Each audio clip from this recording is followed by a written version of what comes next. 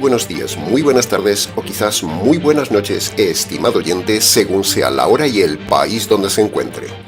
Les saluda nuevamente el pastor bautista Nikos Ricoy, pastor general de las iglesias del Ministerio Tinajas y director del programa Encuentros, emitiendo desde aquí en Valencia, España, para todo el mundo hispanoamericano. Saludamos a todos nuestros seguidores y les damos la bienvenida una vez más a nuestro nuevo programa semanal Encuentros.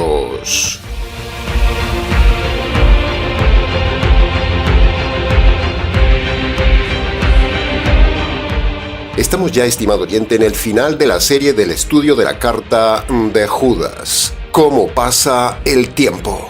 El tiempo se va como agua entre los dedos. Un viaje que hemos iniciado hace 7 semanas y que ya llegamos a su fin. Un viaje expositivo, teológico, intenso y único que hemos elaborado con gusto desde el equipo de trabajo del Ministerio Tinajas para usted. A lo largo del estudio de la carta, hemos enseñado muchos temas aparte del tema central de la carta. En tan solo unos pocos versículos, esta vez hemos sacado de la profundidad no precisamente una gran riqueza de coral, sino más bien una abundancia de carbón. Pero el carbón también es valioso y produce beneficios. Y eso hemos hecho en este viaje. Hemos sacado de las profundidades de esta parte de la palabra de Dios una valiosa cantidad de carbón que nos ha dado energía para no cometer los mismos errores de esta iglesia y su líder. El carbón da fuerza, estimado oyente. El carbón no es bonito, pero el carbón es valioso.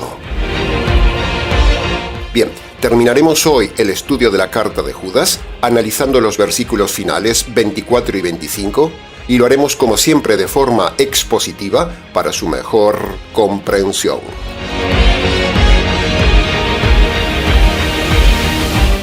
Entremos entonces en el análisis, comentario y enseñanzas del versículo 24 que, en versión latinoamericana, dice así: Dios es poderoso para guardarlo sin caída y presentarlo sin mancha delante de su gloria con alegría. Punto número 1. Lo que vamos a decir hoy, como siempre, no es nuestra interpretación privada, estimado oyente, no, sino que simplemente es el resultado imparcial de la aplicación del estudio expositivo junto con las 5 principales leyes de la hermenéutica. La ley de la inferencia, la ley a fortiori, la ley de la gramática, la ley del contexto y la ley de la razón. Con estas 5 leyes, usted nunca fallará en la interpretación de un tema bíblico, nunca se dejará engañar por los lobos, y usted tendrá siempre la seguridad de tener la doctrina en estado puro. Así que ya sabe por qué hay tantas interpretaciones de la Biblia en tantas iglesias mal llamadas cristianas. Sencillamente porque esos ignorantes líderes, pastores, pastoras, sacerdotes y rabinos, todos son indoctos, vanidosamente anclados en sus títulos, pero ciegos, perdidos e ignorantes porque no aplican el método expositivo ni usan correctamente las leyes de la hermenéutica. Punto número 2. Analicemos entonces la primera frase del versículo 24. Dios es poderoso para guardarles sin caída. Empecemos analizando qué significa esta frase y qué cosa no significa esta frase, estimado oyente. Esta primera frase se refiere a la seguridad que da Dios de guardar para siempre la salvación de toda persona convertida que cumple los 2 requisitos, las 2 condiciones del contrato de salvación que Dios ofrece al hombre, y así no caerá nunca de la salvación. El cumplimiento de los 2 requisitos de Marcos capítulo 1 versículo 15 asegura al convertido que nunca caerá de su salvación.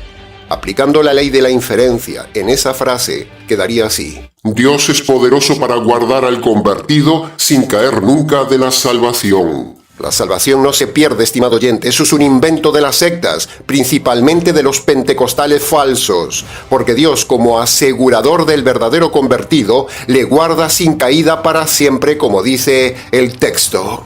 Ahora, escuche bien esto. Si usted como gentil cumple los 2 requisitos de Marcos capítulo 1 versículo 15, arrepentimiento de los pecados y creer en el Evangelio. O si usted como judío cumple los 2 requisitos de Juan capítulo 1 versículo 29, creer en el Mesías y llevarle sus pecados al Mesías, entonces, cuando cada uno, judío o gentil, obedece estas 2 cláusulas del contrato de salvación, Dios protege para siempre su salvación. Usted nunca perderá la salvación. La salvación no se pierde, necios pentecostales, porque aquí dice que Dios le protege de la caída. Pero claro, para que eso sea así, es necesaria una verdadera conversión y no el falso método de salvación pentecostal o el método modernista de pase al frente, levante la mano, repita esta oración, acepte a Jesús en el corazón, entréguele la vida a Dios, vaya a misa, crea en Jesús, no deje de congregarse, acepte a Jesús como único y suficiente Señor y Salvador, etcétera, etcétera. Todo eso es falso. Nunca le dará seguridad de salvación porque no son cláusulas bíblicas, son cláusulas falsas. Si usted cree eso, caerá en la eternidad de fuego. Punto número 3. Antes vimos la seguridad de no caer de la salvación, pero ahora veremos la seguridad de no caer en pecado en la vida diaria cristiana.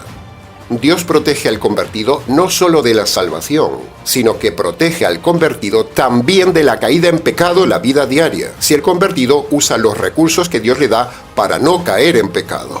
Así como el general de un ejército le da al soldado los recursos para defenderse y atacar, le da instrucción técnica, le da herramientas, le da armas, le da ropa adecuada, le da un manual, etcétera, etcétera. De la misma manera, estimado oyente, Dios, el general, da al soldado cristiano verdadero el poder del Evangelio, el poder del Nuevo Testamento, le da un mentor que le instruya, le da el razonamiento, el libre albedrío, la conciencia, la sabiduría y la revelación interna del Espíritu Santo. Todo este material de guerra se lo da Dios a todo nuevo convertido para que no caiga en pecado ni ante el enemigo en la vida cristiana. En la Academia Militar del Ministerio Tinajas damos todas estas armas y todos estos recursos a toda persona que se inscriba en nuestra academia para el verdadero arte de la guerra espiritual y para ser más que vencedor. No enseñamos la falsa guerra espiritual pentecostal, donde la gente ve al diablo por todos lados. Ni enseñamos la falsa guerra espiritual de muchas iglesias basadas en el ayuno, en la oración y en las vigilias. Todo eso no vale de nada en la guerra espiritual, al contrario, todo eso debilita al soldado cristiano y lo hace pecar y caer. Piense esto, es ridículo hacer ayunar a un soldado, eso lo debilita. La oración en la guerra espiritual tampoco vale de nada, solo lo hace perder el tiempo. Lo que hay que hacer es actuar valientemente, no orar. Lo que hay que hacer es estudiar el manual de guerra, no hacer vigilias. Las vigilias le producen falta de sueño, cansancio y le debilitan en la guerra espiritual. Porque si el cuerpo está débil, el alma también estará débil. Lo que debe hacer un soldado cristiano verdadero, correctamente convertido, para no caer en la vida diaria, es consultar al instructor, no orar.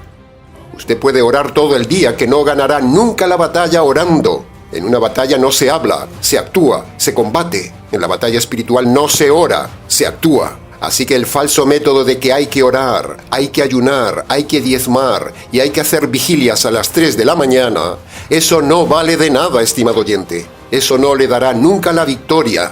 Es más, le dará caída en el campo de batalla porque usted estará débil. Por eso Dios ha diseñado en el Nuevo Testamento los recursos correctos que dijimos antes para guardarlo sin caída en la vida cristiana.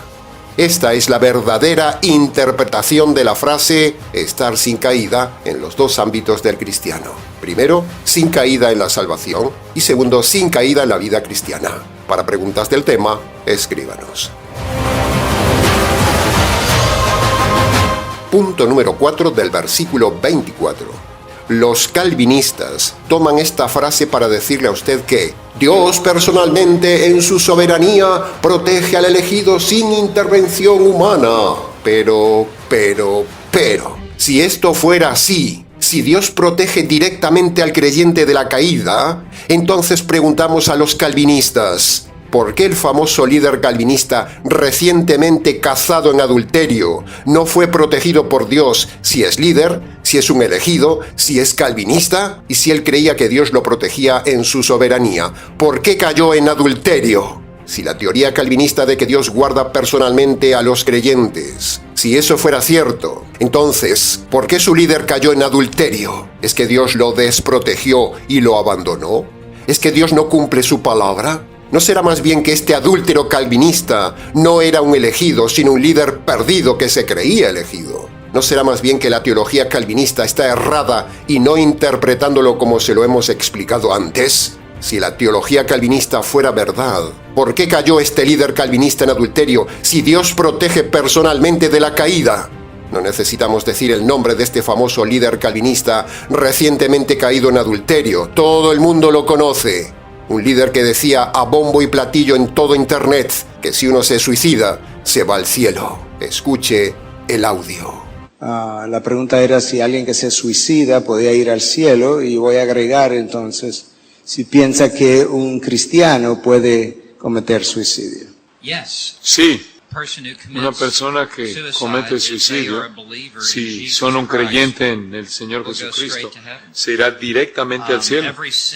Entonces, si el creyente se suicida, le preguntamos a este calvinista, ¿por qué este calvinista no se suicidó antes del adulterio? Y así se hubiera evitado el escándalo del adulterio en su iglesia, se hubiera evitado la vergüenza de su esposa, y se hubiera evitado el pecado de adulterio. ¿Por qué no se suicidó y así evitó el adulterio? ¿Podría algún necio calvinista que tenga coraje responder esto? Con la caída de este líder en adulterio, todo el castillo de naipes de la teología calvinista, que dice que Dios protege directamente en su soberanía al creyente, se viene abajo. Señoras y señores, la protección de Dios de la caída no es de forma directa, sino de forma indirecta por medio de los recursos que Dios le da al convertido para que sean usados en su libre albedrío. Si los usa, no cae.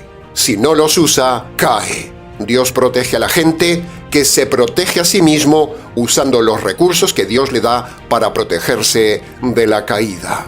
Jaque al calvinismo. Y punto número 5 del versículo 24. Dice: ser guardado sin mancha y con alegría ante Él. Por cierto, estimado oyente, ¿está usted ahora mismo sin manchas delante de Dios? ¿Están sus pecados perdonados delante de Dios? ¿Es usted salvo con seguridad ante Dios? ¿Se ha convertido usted por medio de los dos requisitos de Marcos 1:15 para entrar al reino de Dios? ¿Está ahora mismo su conciencia sin culpa, sin mancha, sin pecados, por si Dios le quita la vida? ¿Sabe usted cómo se quitan las manchas, cómo se quita la culpa y cómo se perdonan sus pecados? ¿Cómo se presentaría ahora mismo usted delante de Dios si Dios le quitara la vida? ¿Cómo le enseñan en su iglesia el perdón de los pecados? ¿Cómo? Si es valiente, escríbanos por correo diciéndonos cómo le enseñan en su iglesia el perdón de sus pecados para que verifiquemos si le han enseñado correctamente el tema. ¿Sabe por qué le decimos esto, estimado oyente? Porque estamos completamente seguros delante de Dios y de los ángeles que en su iglesia, sea la iglesia que sea, está errada. Por lo tanto, le han enseñado mal el perdón de los pecados. Se lo decimos por experiencia de muchos años en el pastorado. Sin embargo, en esta misma semana hemos hablado con varias personas de diferentes iglesias cristianas y ninguno sabía cómo se perdonaban los pecados. Así que si Dios le quitara la vida hoy, usted se moriría con sus pecados sin perdonar. Y entonces, a usted le espera no el lugar de gloria ni ser recibido con alegría en el reino, sino que usted sería despreciado por Dios y enviado a la cárcel del fuego y oscuridad eterna por los siglos de los siglos. Así como habrá gloria en el reino de los cielos por los siglos de los siglos, también habrá tormento, dolor, terror y horror en el reino de los cielos por los siglos de los siglos. Despierte, estimado oyente, despierte, reaccione, decida, porque la vida se le va. Dios dijo un día: raeré toda alma sobre la faz de la tierra. Lo dijo y lo cumplió. Dios tiene el mismo sentir ahora que antes del diluvio. La ira de Dios está sobre este mundo como lo estuvo también en los días de Noé. El diluvio es la confirmación de que Dios no ama al hombre, sino que tenía paciencia e ira contenida con el hombre hasta que llegó el día y se los llevó a todos. En el tiempo presente es igual, estimado oyente. Estamos bajo la paciencia de Dios y la ira pasiva de Dios y no bajo el amor de Dios. Los hombres antes del diluvio no estaban bajo el amor de Dios, sino bajo la ira de Dios contenida y bajo la paciencia de Dios. Cuando se acabó su paciencia, Dios descargó su ira. Lo mismo sucede en el día de hoy. Jesús dijo que ahora es lo mismo como en los días de Noé. Y nosotros somos como Noé, estimado oyente, anunciando año tras año, semana tras semana, diciendo que un día vendrá el apocalipsis. Y así será. Un día vendrá, pero también antes puede llegar su propio apocalipsis personal. Así que súbase al arca del Evangelio, o usted será raído de la faz de la tierra y enviado a los infiernos por los siglos de los siglos. El hombre es tan perversamente malo, tan retorcido, tan perverso, y Dios tan estrictamente juez, que si juntamos las dos cosas, vemos que lo que le espera al hombre delincuente es el apocalipsis eterno por los siglos de los siglos. Escape de ahí, estimado oyente, por medio del arca del Evangelio.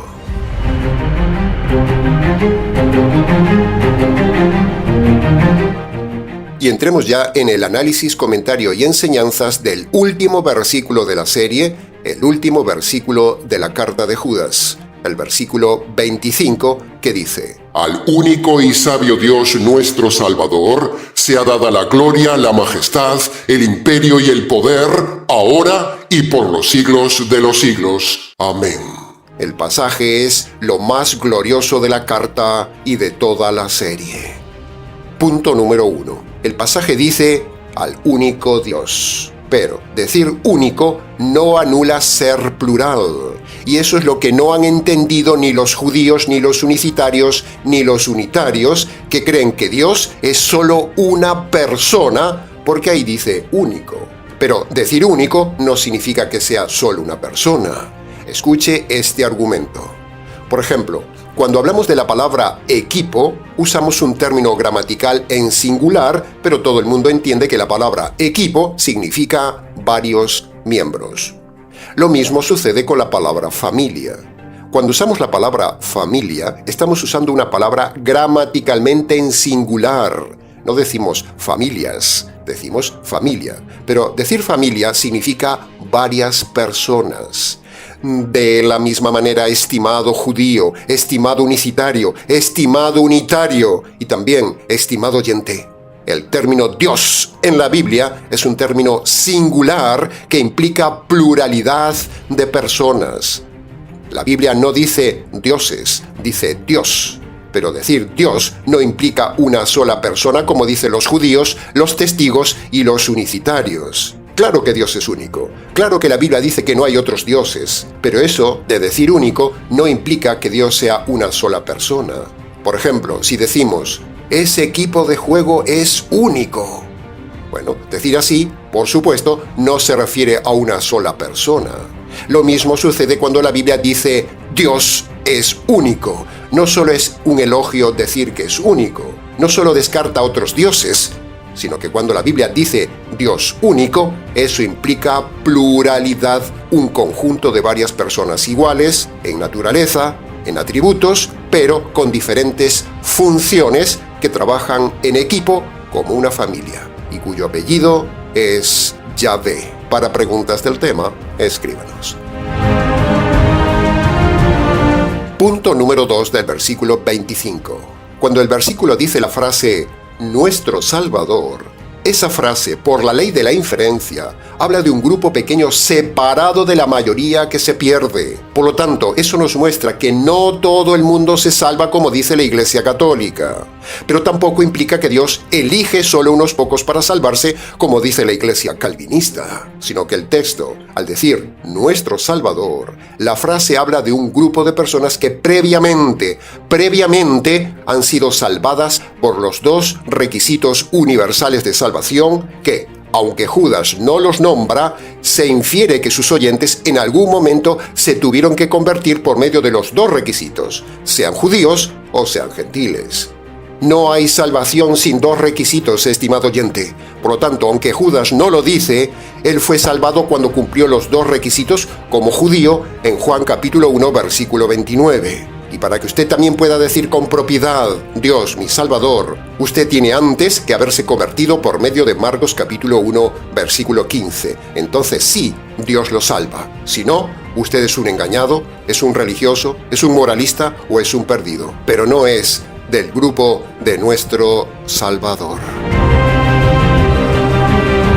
Los falsos pastores de hoy que meten cabras y todo tipo de alimañas en las iglesias engañan a la gente haciéndoles creer que esa frase es para ellos. Pero esa frase, nuestro Salvador, es solo para las personas convertidas por medio del Evangelio. Si usted es católico, si usted es calvinista, si usted es adventista, si usted es pentecostal, si usted es unicitario, si usted es presbiteriano, si usted es anglicano, si usted es mesiánico, o si usted sigue a algún necio rabino, esa frase, Dios nuestro Salvador, no es para usted, porque estar en alguna de esas iglesias no lo hace salvo, porque esos líderes no le enseñan correctamente cómo es la salvación para que usted sea salvo y para que pueda decir con seguridad, Dios es mi Salvador. Esos pocos que dicen, nuestro Salvador o mi Salvador, no se salvaron porque Dios los haya elegido, sino porque esos pocos han elegido, en su libre albedrío, obedecer Marcos capítulo 1, versículo 15, el pasaje universal para la salvación del hombre. Punto número 3. Ahora, otro tema importante paralelo a este tema de la salvación, que aprovechamos para denunciar, es el tremendo engaño del purgatorio católico. El purgatorio es una de las mayores herejías, falsedades, mentiras y un gran negocio inventado por la Iglesia Católica. Pero la Biblia no nombra nada del purgatorio. No existe nada en la Biblia que diga de forma directa o de forma indirecta sobre el purgatorio. Es un invento perverso de la Iglesia Católica para imponer su poder espiritual sobre las masas, manipular a la gente y un grandísimo negocio con el cual la Iglesia ha orquestado su fortuna y hace a Dios injusto, porque Dios estaría quitando las almas del sufrimiento del purgatorio por medio del dinero. Fíjese qué atrocidad ha inventado la Iglesia Católica. Aunque ahora no se habla tanto del purgatorio en los ambientes católicos, sin embargo, por siglos y siglos se ha usado el negocio del purgatorio para que las familias de los fallecidos pagaran a la Iglesia Católica, para que la Iglesia redujera el periodo del castigo del purgatorio del fallecido, si la familia pagaba dinero y así se fueran más rápido al cielo. Hay que ser retorcidamente perverso para inventar este negocio antibíblico. Por eso, después de la peor iglesia, la iglesia calvinista, la iglesia católica es la peor que hay en el día de hoy en el mundo cristiano. En resumen, ni se salvan todos, ni se salvan unos pocos elegidos por Dios, ni hay purgatorio, sino que Dios, nuestro Salvador, solo salva a los que han obedecido Marcos capítulo 1, versículo 15, en su libre albedrío. Punto número 4. Hablando de Dios como Salvador, aprovechamos también la oportunidad para derribar a los que niegan la divinidad del Hijo de Dios. Así que, de forma breve, siga con atención esta sencilla lógica.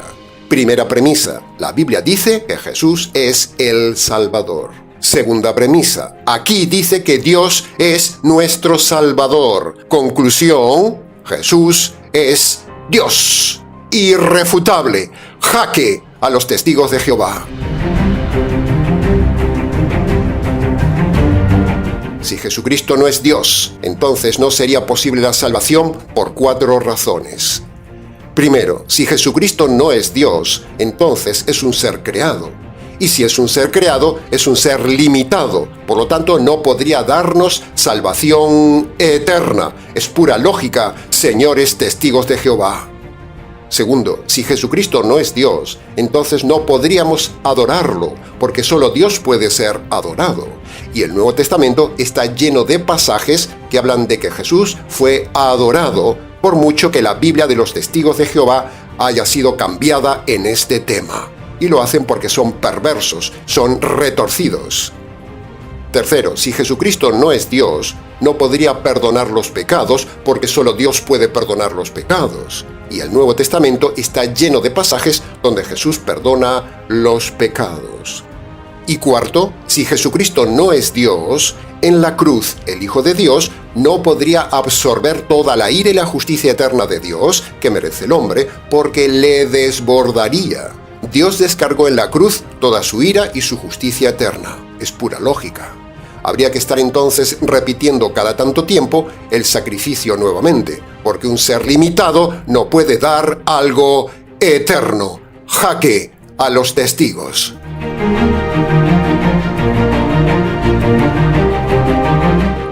Ahora, si Dios es una sola persona, como dicen los unicitarios, que en el Antiguo Testamento ejerce como Padre, que en los Evangelios ejerce como Hijo, y ahora ejerce como el Espíritu Santo, entonces tienen los siguientes problemas teológicos. Primero, a lo largo de todo el Antiguo Testamento se estaba enseñando que alguien sacrificaba a alguien inocente.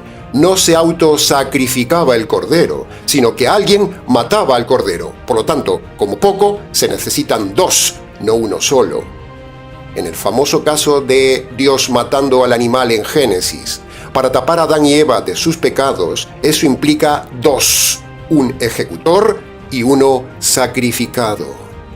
En el típico caso de Abraham sacrificando a su único hijo amado, ese acto era el anticipo perfecto de lo que sucedería en la cruz. El padre sacrificando a su hijo. Y en esa historia de Abraham, señores ciegos unicitarios, hay 2 personas. Abraham, el que iba a sacrificar, y el hijo, el sacrificado. Por lo tanto, ahí había 2 personas como poco. Segundo, si Jesús fue el Padre en el Antiguo Testamento y es ahora el Espíritu Santo, ¿por qué en el Nuevo Testamento Jesús habla con el Padre y dice que enviaría al Espíritu Santo como hablando de otras personas? Y tercero, Jesús tiene un cuerpo resucitado, estimado unicitario. Pero si Jesús fuera ahora el Espíritu Santo, como dicen ellos, entonces, señores unicitarios, les pregunto, ¿dónde dejó el Señor Jesús el cuerpo? ¿Dónde está ahora su cuerpo? Porque Él ha decidido tener un cuerpo para siempre, y el Espíritu Santo se mete en la persona convertida. Entonces, ¿dónde dejó Jesús el cuerpo? Jaque a los unicitarios y a los unitarios. Para preguntas del tema, escríbanos.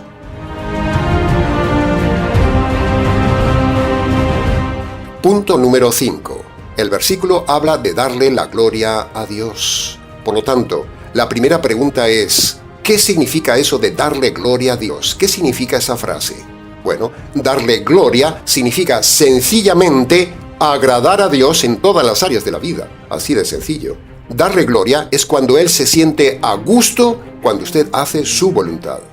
Darle gloria es algo así como darle satisfacción en todo lo que hacemos en la vida.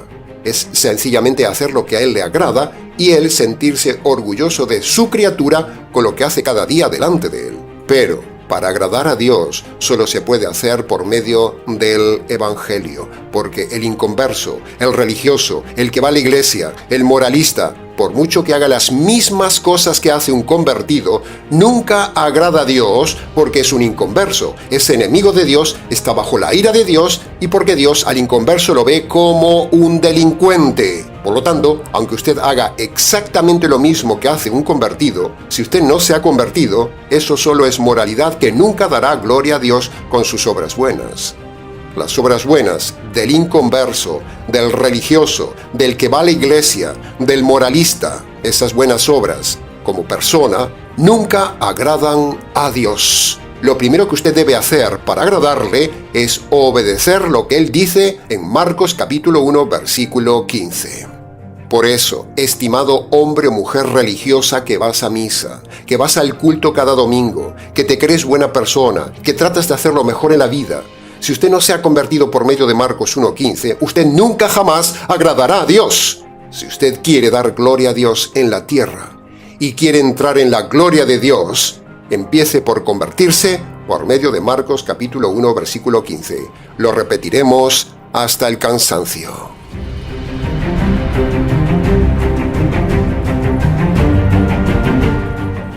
Ahora, la segunda pregunta entonces es, ¿está usted dando gloria a Dios? ¿Está usted agradando a Dios? ¿Dios siente satisfacción con usted y con lo que hace, estimado oyente? ¿Está usted haciendo la voluntad del Padre según el Nuevo Testamento? ¿Está usted agradando al Hijo obedeciendo Marcos 1:15? ¿Y está usted dando gloria al Espíritu Santo recibiendo la verdad dicha en este canal? ¿A quién agrada usted? ¿A Dios o se agrada solo a sí mismo? Estimado oyente. Aquel que es poderoso para guardarlos sin caída y presentarlos sin mancha delante de su gloria con gran alegría. Al único y sabio Dios, nuestro Salvador, sea gloria y majestad, imperio y potencia, ahora y por todos los siglos. Amén. Al único y sabio Dios, nuestro Salvador, sea gloria y majestad, imperio y potencia, ahora y por todos los siglos. Amén. Amén, amén. Ahora y por todos los siglos. Amén.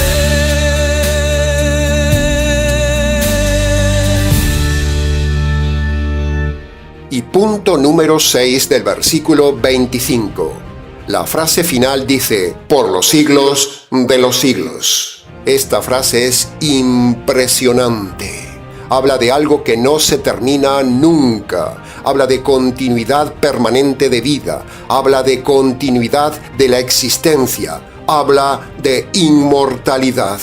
Una vez que usted ha sido creado, ya nunca jamás dejará de existir y, de su libre albedrío, en su paso por la tierra, depende dónde vivirá su inmortalidad. En el reino de Dios o en el reino de las tinieblas por los siglos de los siglos. Usted decide lo que sucederá por los siglos de los siglos con usted. Los adventistas que niegan el infierno, niegan el castigo y niegan conciencia del alma de los malos en la eternidad, no pueden con el pasaje de Jesús en Mateo capítulo 25, versículo 41, donde Jesús derriba a los adventistas diciendo, apártense de mí, malditos, al fuego eterno. Y el versículo 46 dice, irán los malos al castigo eterno. Por lo tanto, hay conciencia en los malos, así que jaque a los adventistas, los cuales, precisamente, sufrirán el castigo eterno por haber negado esta doctrina del castigo eterno. La pregunta oportuna final es, ¿dónde pasará usted los siglos de los siglos, estimado oyente? Si Dios le quitara ahora mismo la vida, ¿a qué destino iría usted a existir? De usted depende dónde vivirá por los siglos de los siglos.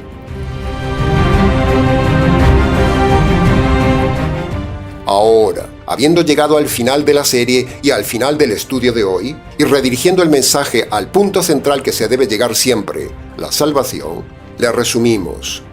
Para que usted sea perdonado de todos los pecados que hemos visto en la serie, para que usted sea salvo delante de Dios, para que usted pueda ser recibido con alegría en la inimaginable gloria de Dios, para que usted pueda ser limpio de las manchas de su alma, para que usted sea perdonado de haber estado metido en una secta cristiana, para poder vivir en felicidad por los siglos de los siglos en el reino de los cielos, y para que usted sea perdonado de todos los pecados de su vida, para todo esto y mucho más, usted debe obedecer los 2 requisitos jurídicos y universales que Dios el Salvador manda a todo hombre y toda mujer en Marcos capítulo 1, versículo 15.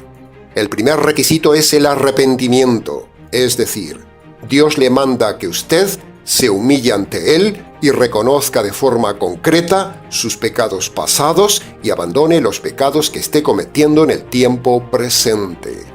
El segundo requisito de Marcos capítulo 1, versículo 15 es creer el Evangelio, es decir, primero, usted debe reconocer ante Dios que usted merece recibir la justicia de Dios por sus pecados.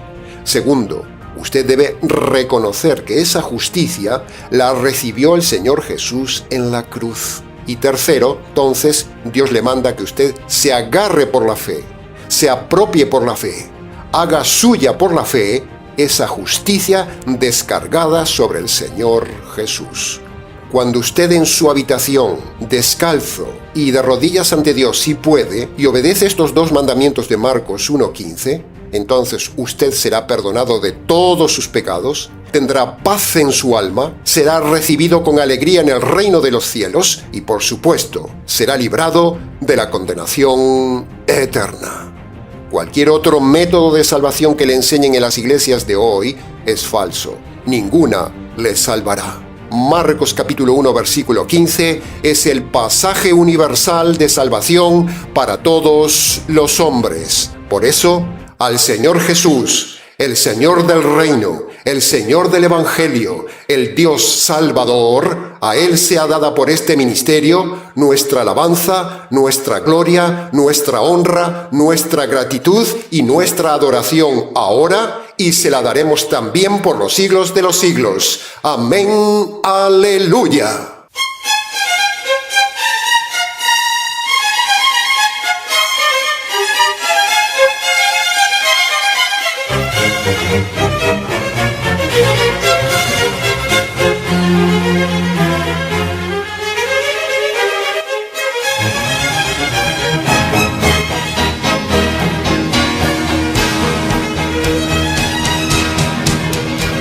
Proclama gloria al Señor, que todos le confiesen, Rey, alabanzas le daremos por siempre. Proclama la gloria del Señor, sus proezas cantar y al mundo declarar, con fe anunciar.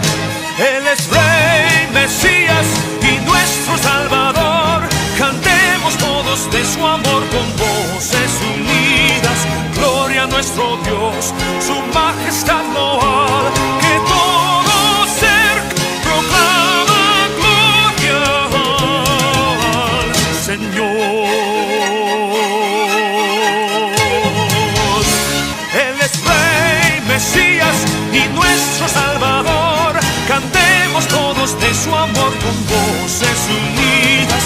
Gloria a nuestro Dios, su majestad loal, que todo ser proclama gloria al Señor. La gloria del Señor, Él es Rey, Mesías y nuestro Salvador, cantemos todos de su amor con voces unidas. Gloria a nuestro Dios, su majestad loal, que todo ser proclama gloria al Señor.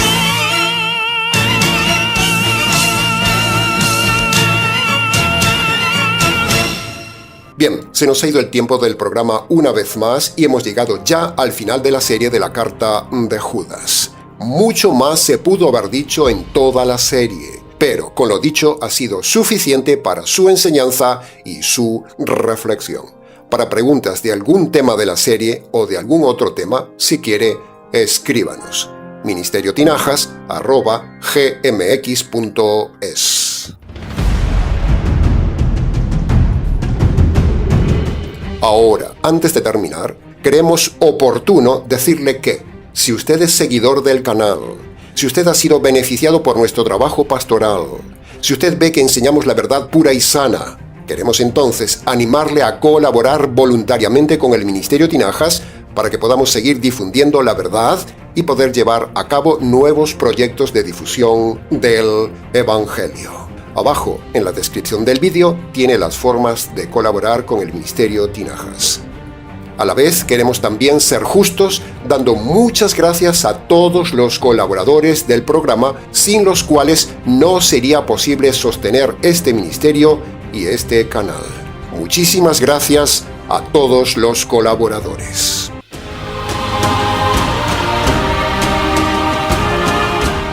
Bien, nada más por hoy, estimado oyente. Continuaremos en el próximo programa con los mensajes de Semana Santa, la Semana de Juicio. Les saluda con gusto quien les habla, el pastor bautista Nikos Ricoy, emitiendo desde aquí en Valencia, España. Será entonces con el gusto de siempre, hasta nuestro próximo mensaje, aquí en nuestro habitual programa semanal Encuentros.